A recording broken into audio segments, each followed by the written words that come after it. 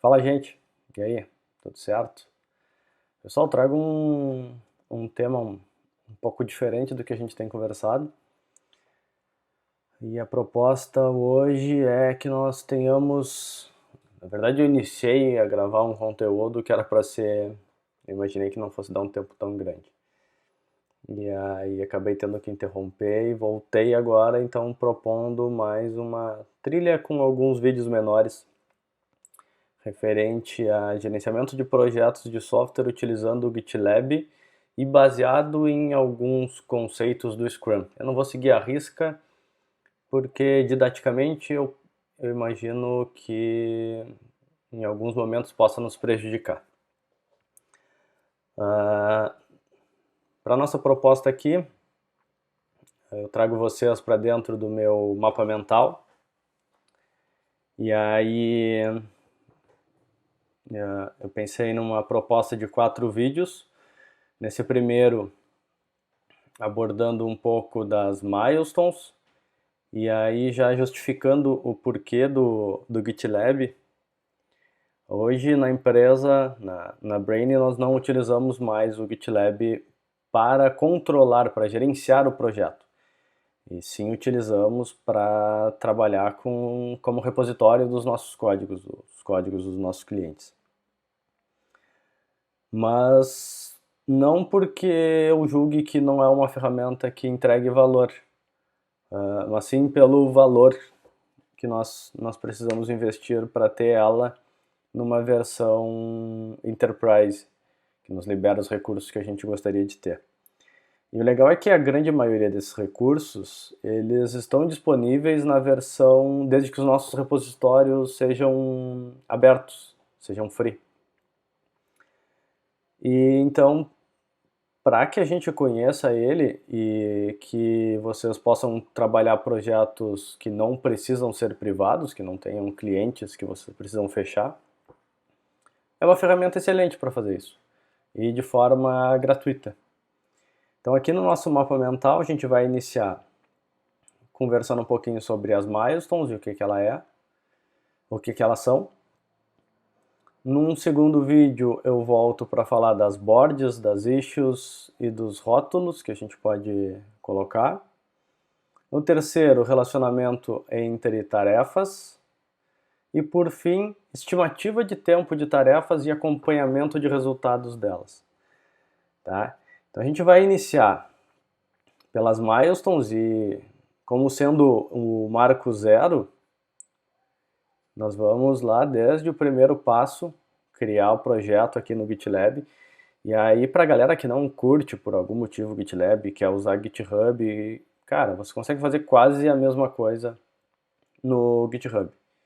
Eu só considero que o GitLab tem alguns recursos a mais, principalmente quando estamos tentando trabalhar seguindo o Scrum nos nossos projetos. Então ele já é um pouco mais voltado para esse método ágil. Então vamos lá. Primeiro, quando eu crio alguma coisa qualquer no GitLab, eu vou classificar basicamente essa alguma coisa como sendo ou um projeto ou um grupo que tem vários projetos. Em aplicações modernas, eu costumo trabalhar com grupos, porque em grupos eu trabalho diversas aplicações e é o que nós normalmente fazemos hoje. Eu tenho uma aplicação que é a minha API, eu tenho outra aplicação que é a minha aplicação web, outra que é o meu app e talvez ainda outras que vão gerenciar essas 3 aplicações. Então eu costumo ter várias aplicações envolvidas em uma única. Por isso eu recomendo que, para a grande maioria dos casos, a galera crie grupos.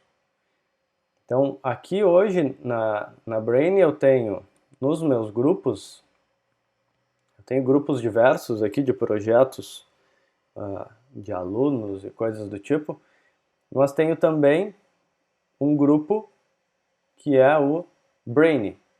E no da Brain eu tenho subgrupos com cada cliente E dentro desses subgrupos eu ainda tenho outros subgrupos que apontam para a API, para a aplicação web, para o app do cliente. Então o que nós vamos fazer é criar um novo grupo. Como eu estou falando de uma conta pessoal de vocês, não tem por que criar grupo, subgrupo e subgrupo. A gente vai criar só grupo e subgrupo. Então aqui eu vou criar o nome do meu projeto e eu vou chamar esse projeto de YouTube. Tá? Importantíssimo. A visibilidade do projeto, para que nós não tenhamos problemas de não ter acesso aos recursos. Então, recomendo fortemente que seja público. Depois, perfumaria, vocês podem colocar um avatar aqui de vocês do projeto, uma descrição do projeto, que não é tão perfumaria, mas para o nosso objetivo aqui, ele não é importante. Daí eu estou dentro do meu grupo, tá? Aqui eu já consigo ter alguns dados estatísticos dentro do GitLab. Eu consigo já criar algumas coisas, trabalhar com milestone, trabalhar com board já aqui. Essa versão, mesmo que projeto aberto, eu não consigo criar uma board e uma milestone que converse com todos os subgrupos. Então isso é um pequeno impedimento e fora o valor que nos fez sair do GitLab, isso era um pequeno complicador porque nós tínhamos que administrar o projeto dentro de um repositório específico. Então algo do tipo, o gerenciamento de projeto do meu projeto YouTube está dentro da API e não dentro do grande grupo YouTube. Isso era um pouco chato, mas não era exatamente um grande impedimento. Bueno, então aqui nós iríamos criar e ter os nossos projetos. E aí nós teríamos nossa aplicação web pública. Eu vou deixar já com um arquivo README, que qualquer hora dessas a gente fala sobre ele. Isso aqui é um padrão, tá? Que hoje nós seguimos na empresa, que é, cara, eu tenho um grupo, não faz muito sentido eu botar o nome do projeto aqui, porque fica bagunçado, fica difícil de ler e de identificar o repositório referente a que ele é, se ele é referente à web, se ele é referente à API, se ele é referente ao aplicativo, se ele é outra coisa. Então a gente coloca sempre um nome bem objetivo, e aí seria um repositório do web, um da API, também público, também com README, também criei. E poderia ter um terceiro repositório referente ao app e eu iria chamar ele somente de app aqui. Tá? Para fazer o gerenciamento todo agora, nós vamos fazer dentro de um desses carinhas aqui. E um desses carinhas eu vou pegar esse repositório API. Tá? Então ali eu posso convidar pessoas a participar, nas settings eu posso convidar outros membros do GitLab a participar do projeto, é um processo bastante comum de acontecer. Bueno, aqui, gente, nosso propósito desse primeiro material é falar das milestones. E as milestones, elas representam dentro do nosso projeto os marcos do projeto.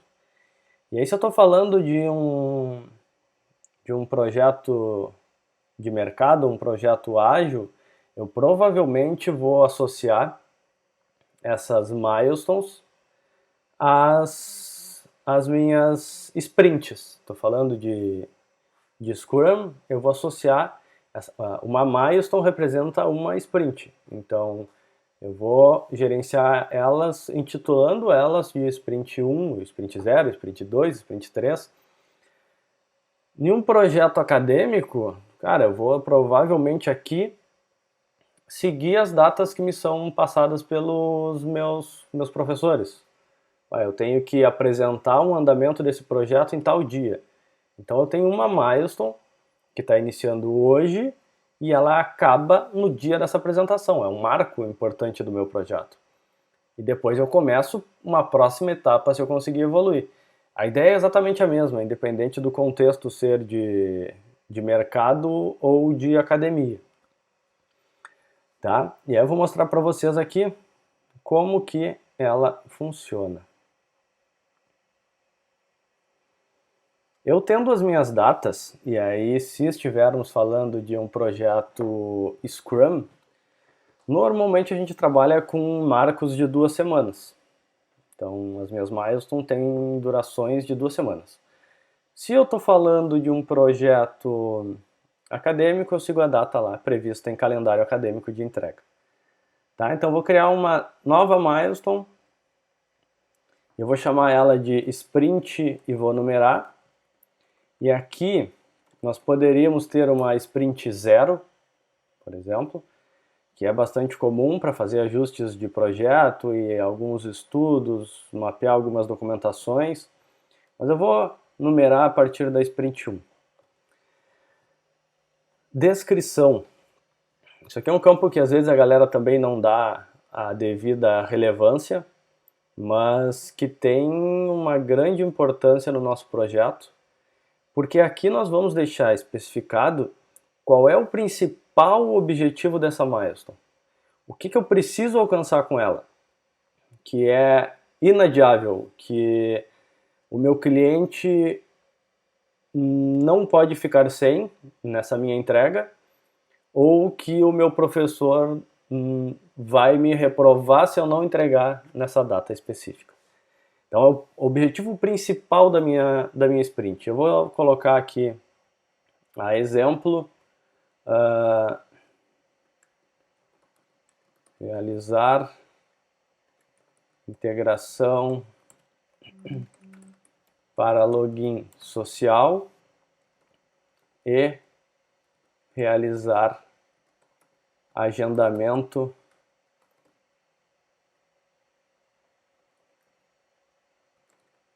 pelo aplicativo. Beleza. Tá? Eu posso colocar isso, se eu quiser separar, em task, vai ficar mais bonitão. Posso deixar assim. Ó, aqui vai ficar com os marcadores, e eu posso interagir com isso daqui, marcando o que já foi concluído. Posso fazer uma pré-visualização. Posso trabalhar com Markdown aqui e colocar algo do tipo objetivo da sprint. Tá? E aí ele vai montar isso de forma um pouquinho mais amigável para a nossa leitura. Aqui eu defino datas. Então, quando é que começa essa sprint e quando é que ela acaba. E aí, depois nós vamos fazer todo o planejamento pensando em, bom, nessas 2 semanas, quanto tempo eu tenho, quanto eu posso dedicar de tarefas para cada membro da equipe. Mas a gente vai trabalhar, hoje é 24, eu vou colocar 2 semanas à frente. Vou colocar dia 7/4, é o final ou melhor, perdão, dia 7/4 é o final da sprint. Ela começa hoje, 24/3, tá? Essa daqui é a nossa sprint 1. Quando eu crio, ele já me mostra o burn down chart, que é um dos itens que a gente tem para conversar ali. E esse cara aqui é muito legal, que ele me dá todo o acompanhamento da minha entrega e ele vai me dizer assim, cara, de acordo com o que tu prometeu, onde tu selecionou 10, 20, 30 tarefas, tu tá na metade da sprint e das 30 tu entregou 5. Ele vai me montar um gráfico de projeção com uma linha de expectativa e uma linha de execução para que eu veja se eu tô indo bem, se eu tô atrasado com relação ao projeto que eu fiz. E aí eu posso, ao longo do caminho, ir me adaptando para ou trabalhar mais tempo, ou focar mais no projeto, ou até trazer um segundo membro para me ajudar a contribuir no desenvolvimento. Para que quando eu chegue lá no último dia da minha entrega, que foi o dia 7 que nós especificamos, naquela data o projeto esteja concluído. Não podemos... temos que fazer de tudo sempre para que não tenhamos atrasos nas nossas entregas. Certo? Essas aqui são as milestones. Eu criei uma, eu posso deixar já criada a segunda sprint já, para eu ir documentando coisas dela.